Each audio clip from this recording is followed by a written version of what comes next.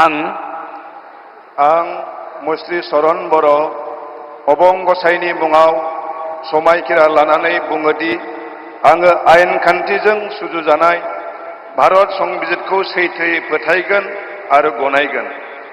आं भारतनि सार्वभौमत्व आरो खौसेथिखौ रैखा खालामगोन। आं आसाम रायजोनि सासे मन्थ्रि महरै फोथायनाय आरो गोगो गोसोयै आंनि मावनो गोनां हाबाफोरखौ गिनाय एबा सोरखौबा अननाय, मोजां मोननाय एबा गिज्रा गोसो लायालासिनो संबिजित आरो खान्थि बायदियै गासैबो थाखोनि सुबुंनि फारसे गाहाम बिसायगोन।